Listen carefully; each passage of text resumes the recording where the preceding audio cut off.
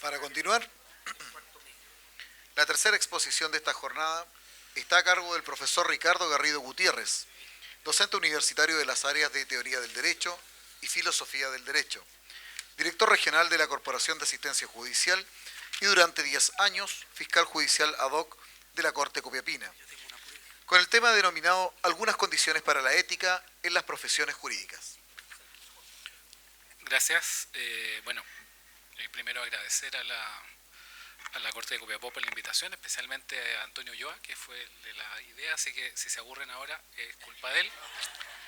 Yo sé que se morían de ganas de entrar en este horario a escuchar mi exposición, lo tengo súper claro. Así que para hacerla un poco menos solemne, lo voy a hacer desde acá y también porque la reflexión los quiero llevar a un ámbito un poco diferente, o quiero mirar esta cuestión de la ética desde un punto de vista un poco diferente al que se ve reflejado en las otras exposiciones. Aunque ahora que estoy acá frente a tantos jueces, me siento como que estoy en audiencia, y una audiencia particular, con este micrófono, una audiencia particularmente difícil. ¿Eh? Bueno, pero al margen de eso, agradecer, felicitar también al Poder Judicial a través de doña Rosa María,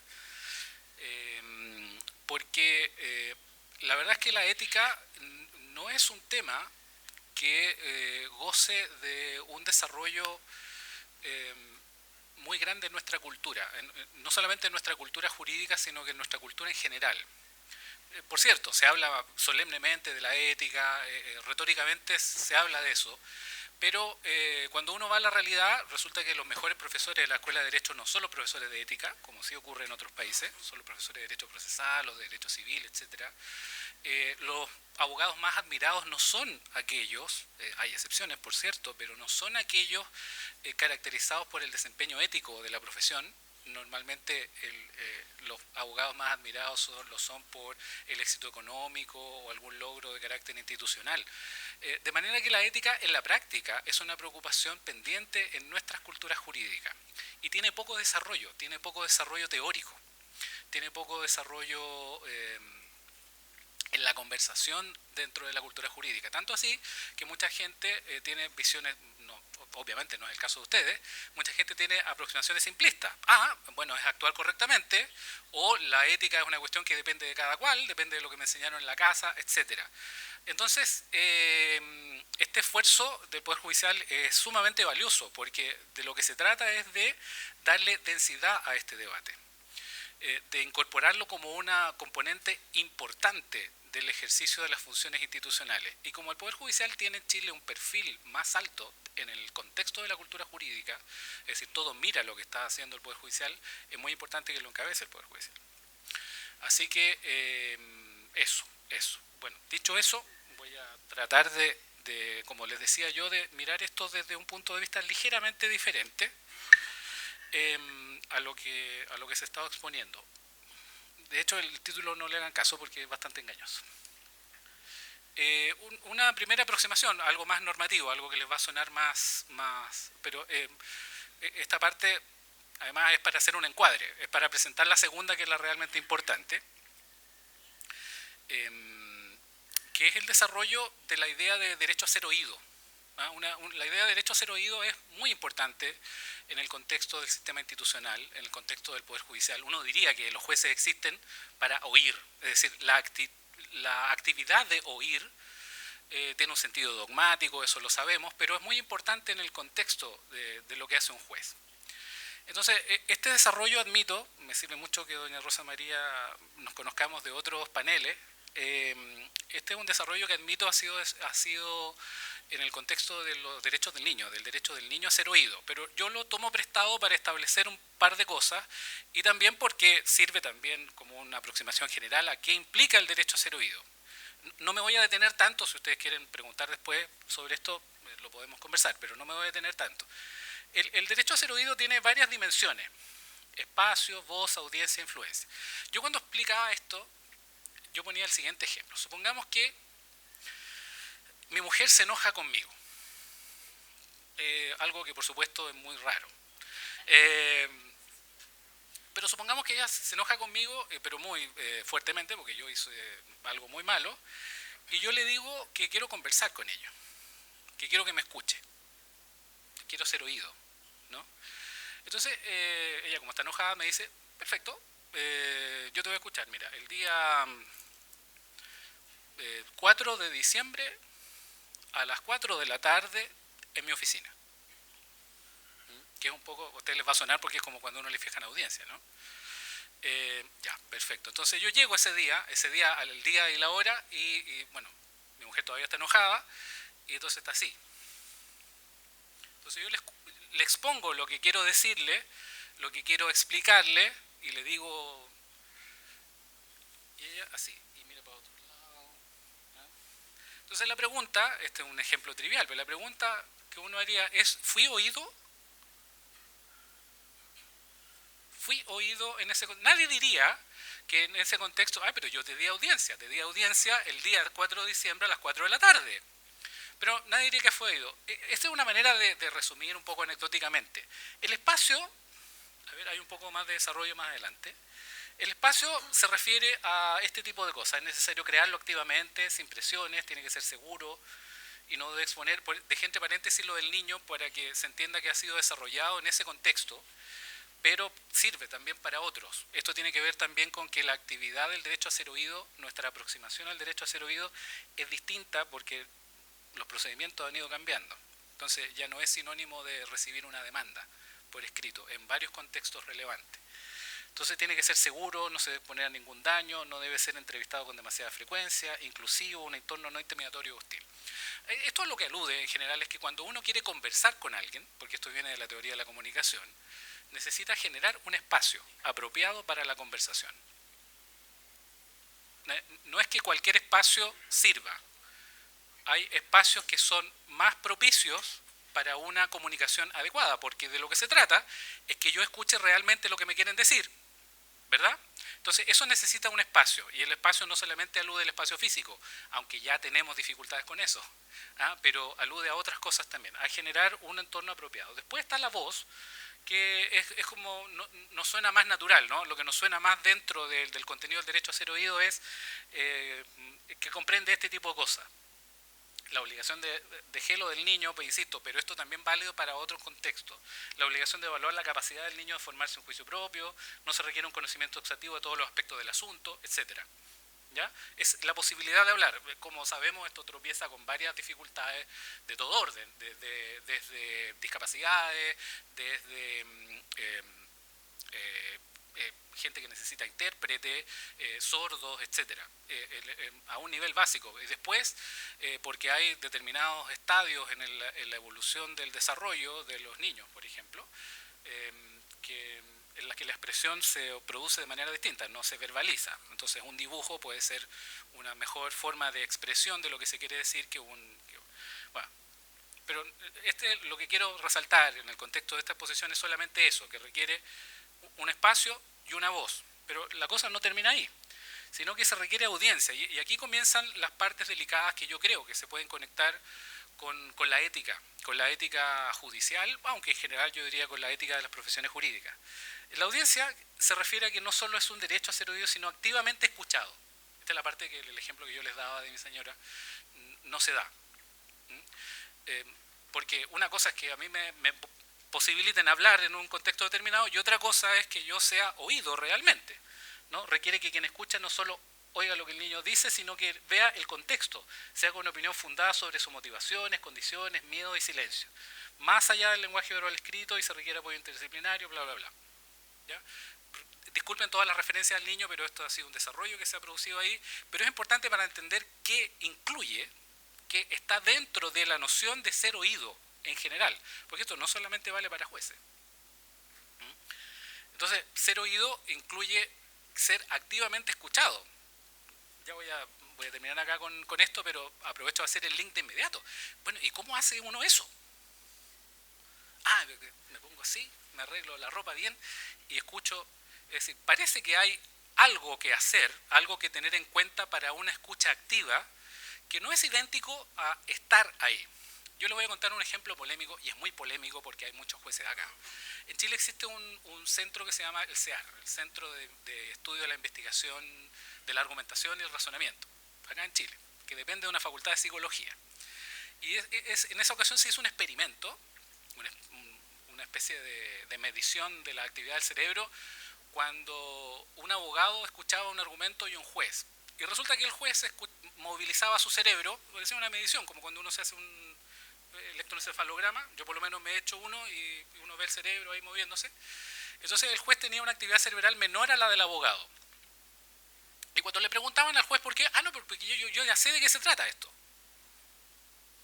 Yo ya sabía de qué se trata y ya tengo opinión. Entonces, mi cerebro se moviliza solo a partir de ciertas cosas que yo considero importantes. No es el tema que quiero discutir, pero en el fondo ser oído implica esto, una dimensión que es algo distinto de simplemente generar un momento en el cual alguien va a decir algo. Y la influencia. Esto tiene mucho que ver con la exposición que hizo la magistrada Aedo, porque la influencia se debe justificar argumentativamente la consideración que le damos a las opiniones y visiones. Es decir, si yo le pedía a mi mujer que habláramos, yo no solamente espero que me escuche, y que me escuche con consideración, que me preste consideración al amor que nos tenemos, sino que además yo espero que se haga cargo de lo que estoy diciendo. Y esa es una expectativa que también pesa sobre las instituciones y también pesa sobre el Poder Judicial. No digo sobre este Poder Judicial, en general. En general, la expectativa es que el Poder Judicial se hace cargo de lo que uno le dice.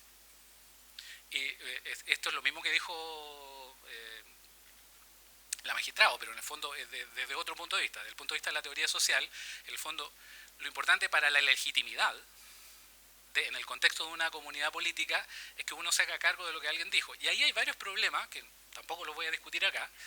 Algo insinuó la magistrada Aedo de que lo del lenguaje claro, porque en general los abogados cuando escribimos cosas, las decimos en un contexto de una audiencia o pronunciamos sentencias, no estamos pensando en el destinatario de las decisiones. Yo, por ejemplo, como abogado, voy a hablar en primera persona, uno piensa primero cómo lo va a encontrar el juez. O si tiene fundamento jurídico. Uno no está pensando que eso es algo que al cliente le va a afectar. O no está pensando primordialmente que exprese los intereses del cliente. Y ojo que estoy hablando de una situación estándar. Imagínense cuando el usuario del sistema judicial, los destinatarios de sesiones judiciales son otros, como los niños y niñas. Entonces, ahí tenemos otro punto. Pero lo que quiero destacar es simplemente que el derecho a ser oído incluye estas 4 dimensiones si uno se le quiere tomar en serio desde el punto de vista de la político-social. Y esto incluye, cuando uno dice, bueno, escucha activa, esto me proyecta una segunda pregunta, bueno, ¿cómo se hace eso? Y esa es la pregunta que es interesante desde el punto de vista ético. Yo estaba leyendo recién el Código Interamericano, y el Código Interamericano dice cosas bien interesantes. Dice, por ejemplo, en el artículo 17, cuando habla de la imparcialidad, dice que la imparcialidad de juicio obliga al juez a generar hábitos rigurosos de honestidad intelectual y autocrítica. Y de nuevo, la pregunta es, ¿cómo genera uno hábitos rigurosos de honestidad intelectual? Es una buena pregunta, ¿no? O sea, ya, lo entiendo perfectamente, pero ¿cómo lo hago? O el ministro Krum, cuando hablaba, también apunté algunas cosas de las que decía que a propósito de la imparcialidad, también decía que implicaba realizar un ejercicio de control de la propia subjetividad del juez.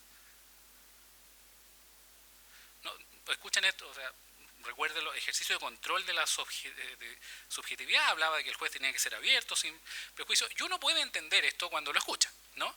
Pero la pregunta es, ¿qué implica? Y esto nos lleva a una dimensión que es propia de la ética, que es la dimensión del desarrollo de virtudes éticas.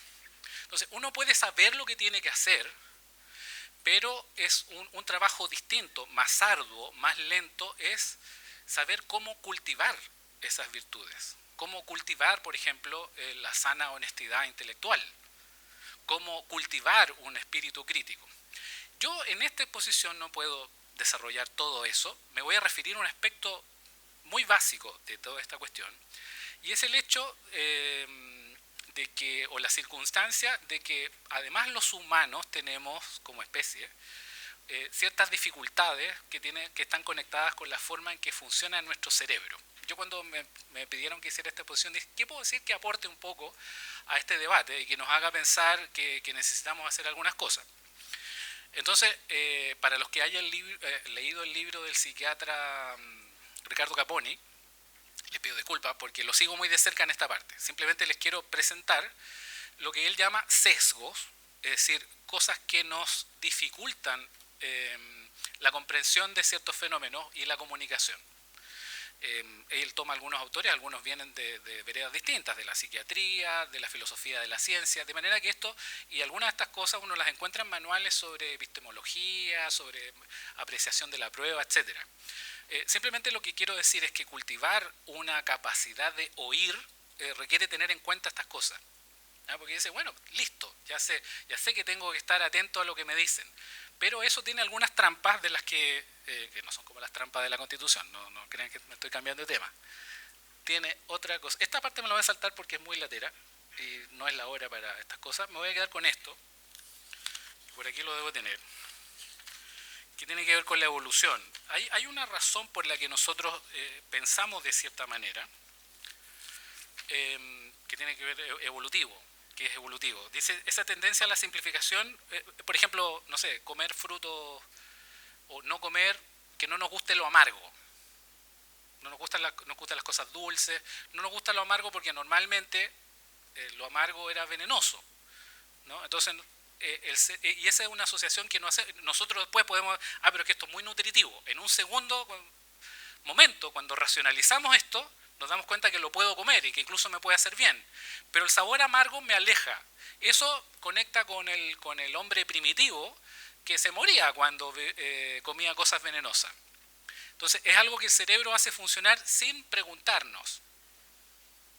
Entonces hay una gran cantidad de fenómenos de lo que algunos llaman el pensamiento corto, es decir, de soluciones que uno cerebralmente escoge y que para resolverlas bien necesita un pensar lento. Ya les voy a ir aclarando. Ahí dice lo que dice Caponi. Una consecuencia problemática de todo lo anterior es que finalmente aprendemos mal. Aprendemos hechos, tendemos a aprender lo preciso, no lo general, y el mundo a partir de la revolución industrial y luego con la revolución digital se ha hecho cada vez más recursivo, más complejo, con más bucles de retroalimentación, siguiendo lógicas exponenciales y sistémicas propias de sistemas emergentes que hacen que los sucesos sean la causa de más sucesos y donde lo que importa es la capacidad para pensar esta complejidad. Bueno, suena muy bonito, pero veamos a qué se refiere. Y yo voy a hablar de eso, en el fondo, de sesgos cognitivos y emocionales que hay que tener en cuenta para un mejor oír, para un mejor desarrollo de la virtud que implica oír. Una primera cuestión es lo que se llama, este es el más famoso porque es muy antiguo, la inducción simplificada. Que el ejemplo que está en la lámina es el ejemplo del pavo de Russell, ¿no? Dice, el pavo, después de haber sido bien alimentado durante meses, se siente muy agradecido de su amo y a partir de ese hecho induce una conclusión general. Los humanos son muy amables. Y me debe querer mucho. Esta ley formulada por el pavo se derrumba el Día de Acción de Gracias.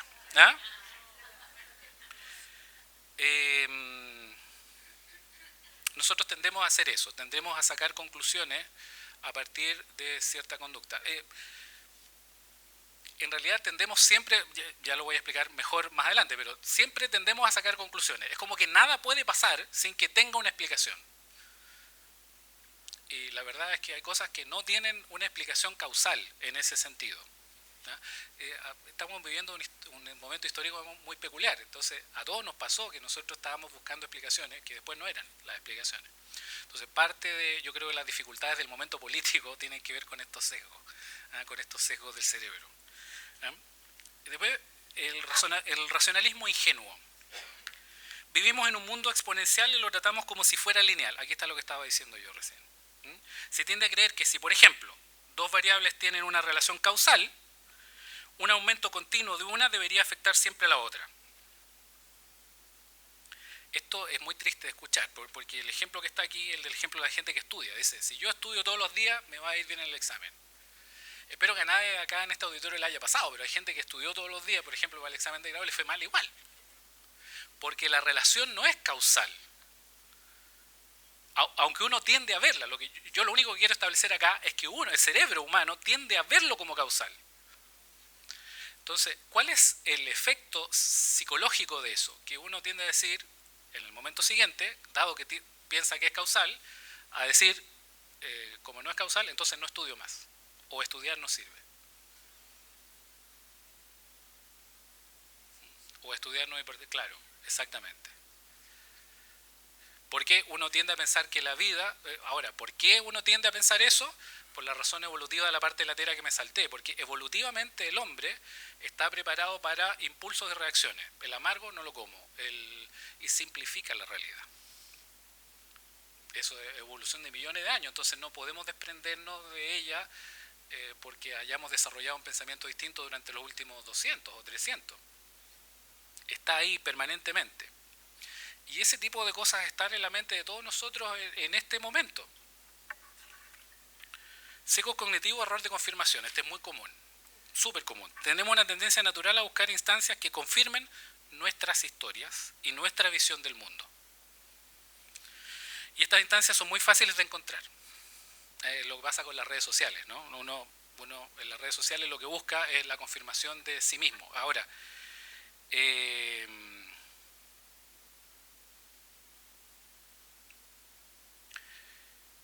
esto tiene que ver con un mecanismo psicológico de aceptación, ¿no? Nosotros no queremos vivir porque, de nuevo, perdonen tanta referencia a la evolución humana, pero el hombre en soledad no podía subsistir en las unidades, en las tribus de recolectores, moría.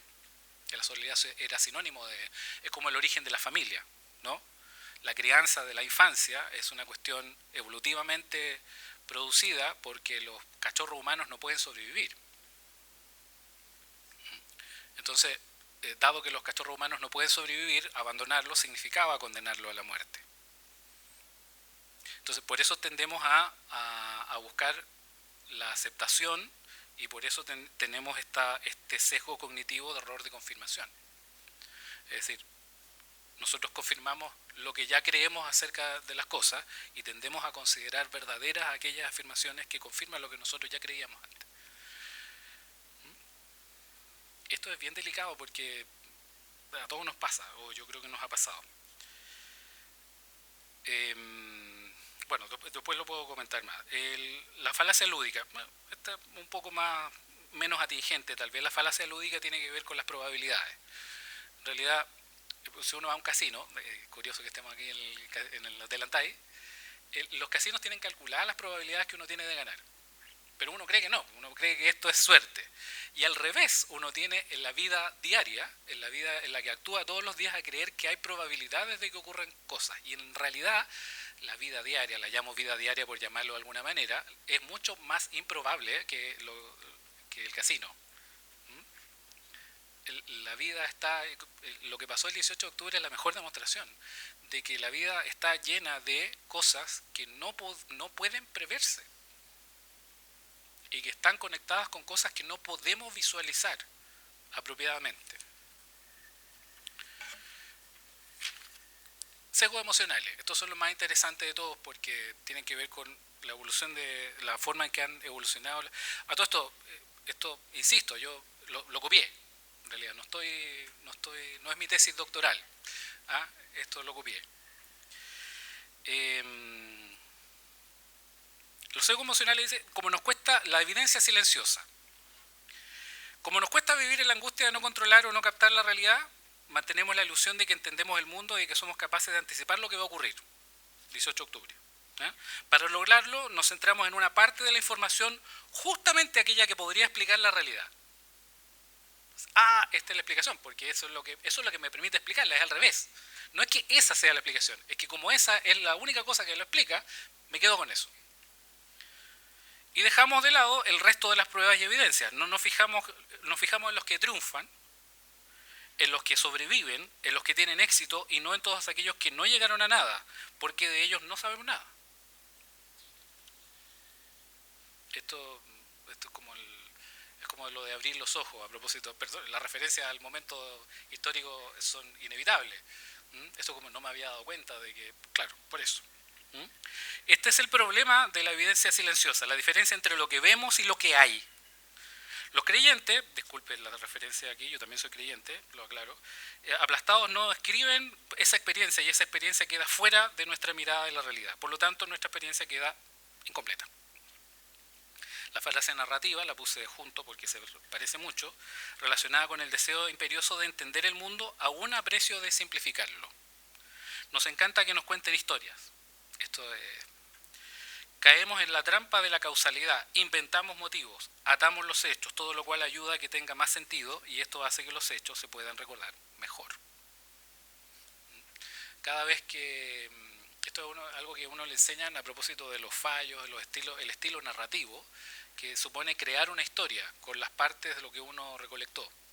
Pero es una narración que no existe en la realidad. O sea, es inevitable hacerlo, pero hay que tener consciente de que eso no equivale a la realidad. ¿Ah? Es la narración que está ahí, la que tiene más sentido que lo que tenemos. Otro sesgo emocional muy común es el anclaje. El ejemplo que da Kahneman, bueno, yo después les voy a dar otro que está en otro libro, que se hizo con jueces alemanes además, uno diría que son muy racionales. El experimento describe a personas a las que se le informó a dos grupos de participantes sobre los daños ecológicos causados por derrames de petróleo. A los participantes de uno de los grupos se les hizo una pregunta con anclaje, si estarían dispuestos a donar 5 euros anuales para paliar los daños causados por dichos derrames. Después se les preguntó qué cantidad de dinero estar dispuestos a donar por año. Su respuesta fue 20 euros. ¿Ya? Los participantes a quienes no se les hizo esa pregunta con anclaje afirmaron en promedio que estarían dispuestos a donar 64 euros al año. ¿Qué significa el anclaje? Que cuando yo doy una cifra o una información, yo me anclo a eso como parámetro. Hay un experimento que se hizo con jueces en Alemania en que se les preguntó qué delito, qué pena deberían asignar a un delito determinado. Y resulta que a un grupo, lo mismo, muy parecido a este ejemplo, se le dijo entre 3 y 5 años, no sé, no recuerdo la pena exacta, pero le dijo si más o menos de 3 años. Y a los que se le hizo ese anclaje, dijeron 4, es decir, cerca del anclaje que se les dio. Y a los que no se les dio anclaje alguno, todos le asignaron menos pena. Incluso algunos absolvieron. Estamos hablando de jueces alemanes, que uno diría, bueno, no puedo pensar en algo más racional, más razonable, más razonado que un juez alemán, ¿no? Pero el experimento es real, es real. O sea, si yo pregunto con anclaje, es decir, si yo doy ciertos parámetros de cómo podría ser la pregunta, cuáles son las posibilidades que tiene, bueno, yo contesto cerca de la pregunta que me dieron. Presión social, este es otro que ya les dije, está vinculado con la aceptación dentro del grupo. Comemos más según el número de personas que nos rodean. Está estudiado, ¿no? Comemos un 30% más en compañía de una persona que si lo hacemos solo. En una fiesta comen 75% más. Es como los que fuman. ¿Te ha pasado que uno no fuma nunca, pero cuando está en una fiesta empieza...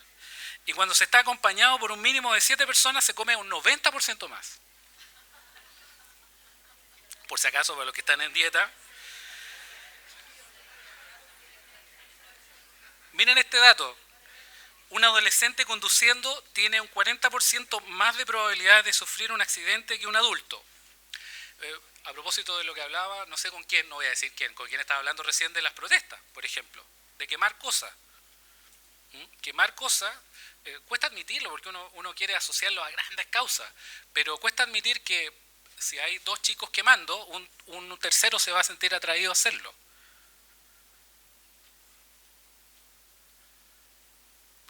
Cuesta admitir este tipo de cosas, pero están ahí y son fuertes porque tienen que ver con el hombre primitivo, ¿no? Un adolescente, ya dije, conduciendo un 40% más de probabilidades de sufrir un accidente que un adulto. Si sube un amigo, ya, entonces termino al tiro. Si un amigo, esta probabilidad aumenta al doble.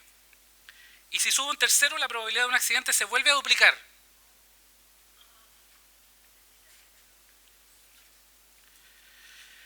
Para desenmascararse este sesgo de percepción hay que aplicar pensamiento lento. Después, si quieren, podemos aplicar eso. Está el sesgo anímico también. es muy interesante. Por ejemplo, se evidenció que mujeres atractivas y sonrientes conseguían más fácilmente que otras personas la entrega de préstamos. Eso está estudiado. Ustedes se ríen, pero es verdad. Miren el ejemplo siguiente. Si se le pregunta a un hombre si puede hacer el amor con alguien a quien detesta, si está excitado dice que un 77% de los casos, sí, si no lo está. Es decir, el estado anímico influye, esto ya lo sabemos todos, pero lo que pasa es que no lo verbalizamos. El estado anímico influye en el tipo de decisiones que tomamos.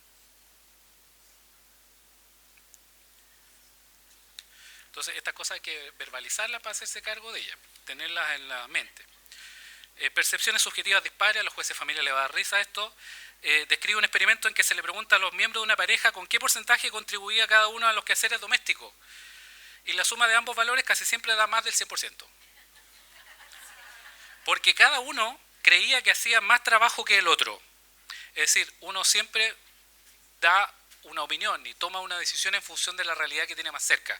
Eso es lo que dice el sesgo de las percepciones subjetivas dispares. Entonces, cuando don Pablo habla de desentenderse de la subjetividad propia, vaya, es difícil. Lo único que yo diría en este momento de la discusión es qué difícil es. Sesgo optimista, aversión a la pérdida, conclusiones. Concebir la realidad de una manera diferente a la conciencia tradicional y que al igual que el siglo XX se concreta en el pensamiento complejo, se desarrollan dos aportes fundamentales que vienen a enriquecer esta nueva forma de conocer.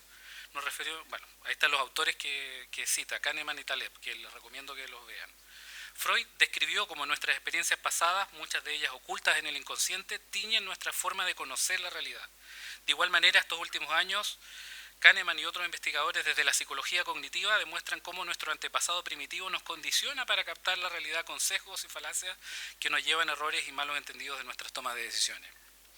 Estos condicionamientos deben ser atendidos por quienes deben tomar decisiones a nivel institucional y pueden adquirir un conocimiento experiencial que se conecta con la noción antigua de virtud, que son esenciales para ejercer correctamente las profesiones jurídicas. Eso.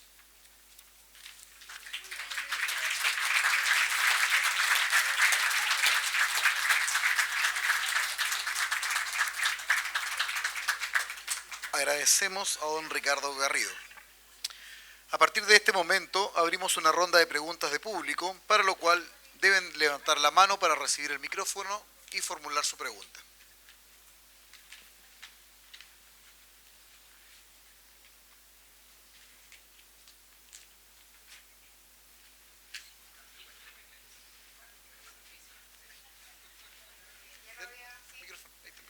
Ya lo había comentado antes, pero la verdad es que bueno, yo soy como juez nuevita, salí de la academia hace un año y la academia está súper preocupada, tenemos cursos de cómo resolvemos con forma de derecho, cómo la pregunta justamente que se plantea, que lo realiza Correa Sutil, es cómo nosotros nos podemos distanciar de nuestras propias subjetividades, de lo que queremos, cómo lo hacemos. La pregunta que empieza el curso, que yo creo que es el curso madre que nos forma, y al final lo que puedo concluir es que ambas presentaciones están muy ligadas, porque es imposible que uno se pueda escindir completamente de lo que quiere frente a un caso que a lo mejor le llega, pero la respuesta a eso está en la fundamentación.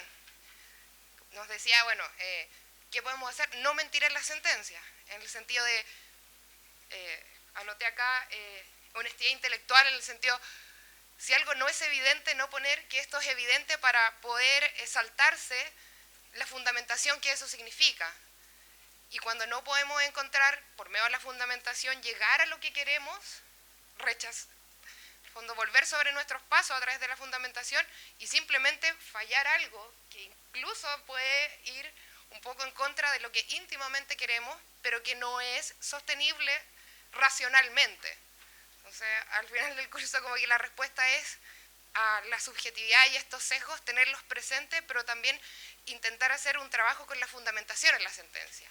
Entonces, creo, o sea, más que preguntar, quería señalar que esto lo hacen presente cuando nos forman y que justamente ambas disertaciones están súper conectadas.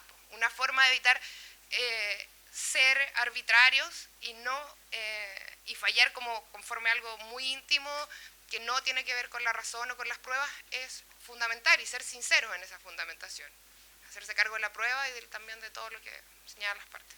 Bueno, eso.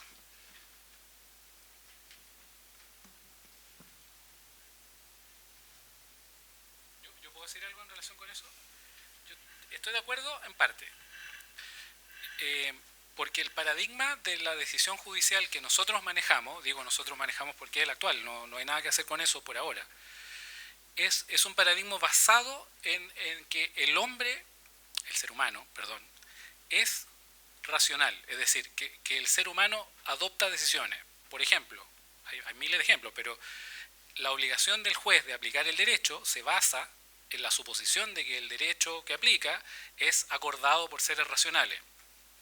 Ahora que estamos en un momento constituyente, esa explicación ideológica es muy relevante. Pero el supuesto en el que se basan los sesgos emocionales, por ejemplo, es el contrario, en que hay decisiones que no responden a la consideración de razones, que es un poco, de nuevo, la alusión al momento es inevitable. Mucho de lo que estamos viviendo tiene una explicación racional, que nosotros la buscamos, decimos, la desigualdad es la causa del problema, por ejemplo, podríamos dar otras causas. Pero esto también tiene claves emocionales que están junto con la razón existe.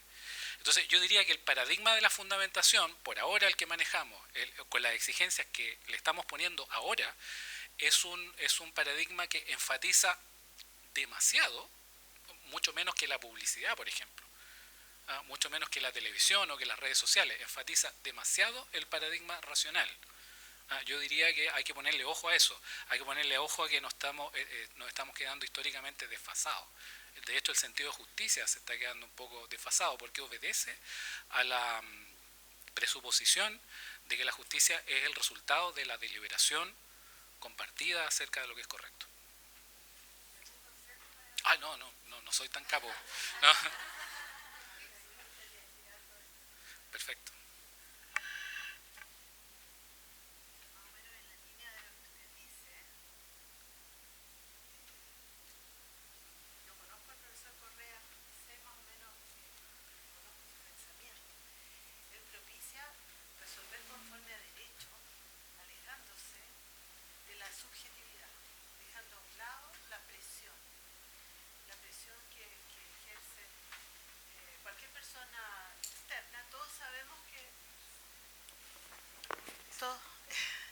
Todos rechazamos una presión externa, o sea, todos sabemos de que si alguien me está presionando afuera, yo como juez tengo que alejarme de eso.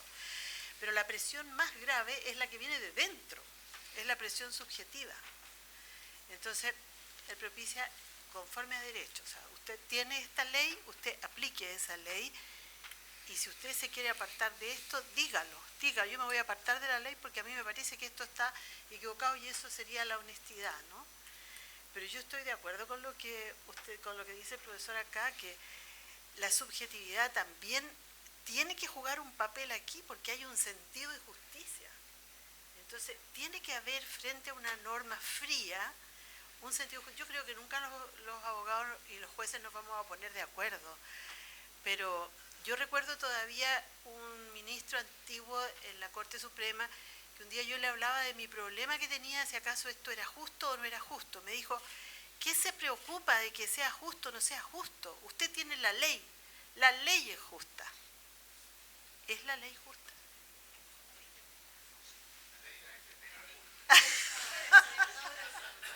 Entonces, claro, yo creo que hay que hacer un esfuerzo, para que, no sé, como el ministro dice, se puede apartar y llegar a esta honestidad absoluta. Yo le preguntaría, ¿cómo se hace eso? Porque realmente, ¿cómo se separa, ¿no es cierto? A la larga, uno tiene que ajustar la ley, pero dice, aplico la ley al caso concreto. Yo hace poco tiempo le dije al mismo profesor Correa, pero la ley al caso concreto, me dijo, eso está fuera, eso ya pasó, eso es historia antigua. La ley del caso concreto no existe.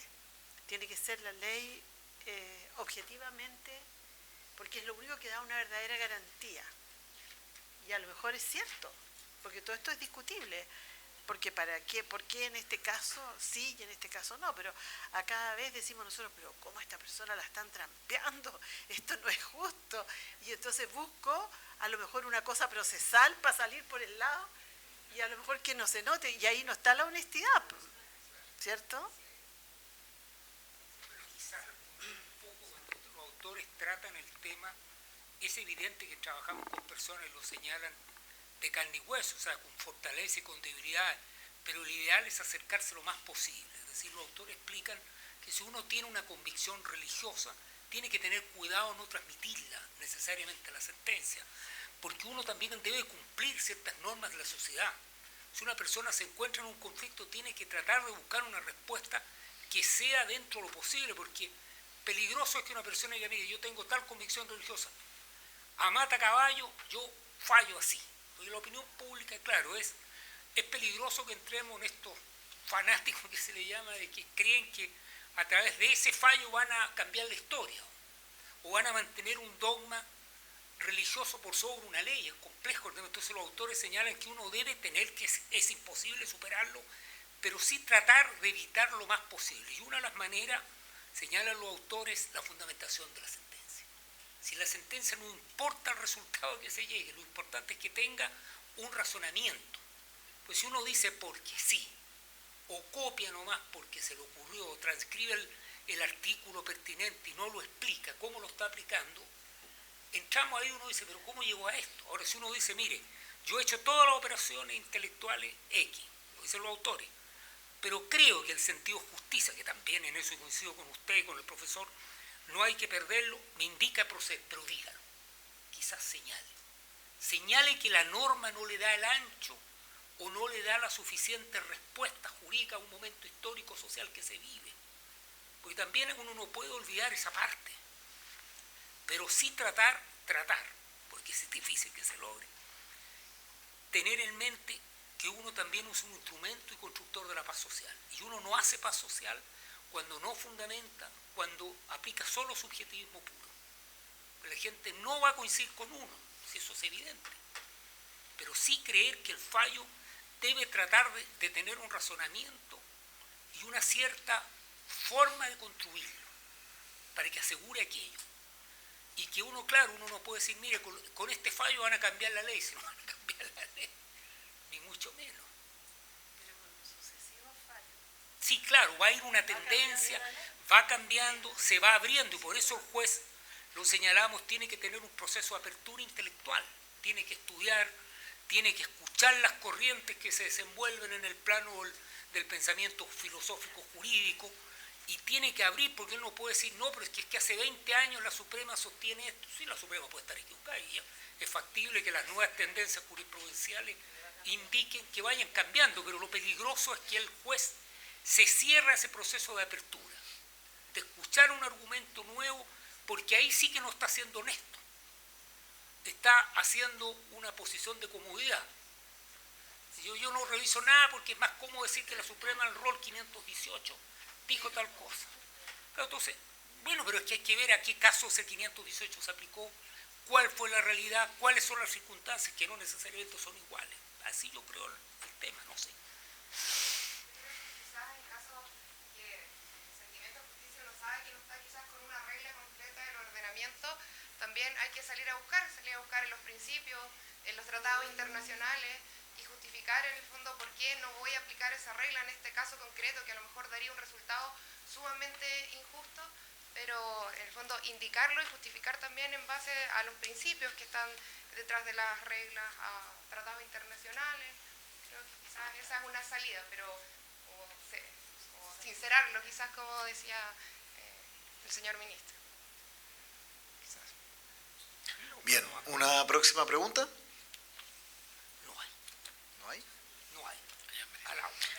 De esta manera, llegamos al término de esta actividad denominada cuarta etapa de presentación del Código Iberoamericano de Ética Judicial, organizada por la Corte Suprema y la Corte de Apelaciones de Copiapó.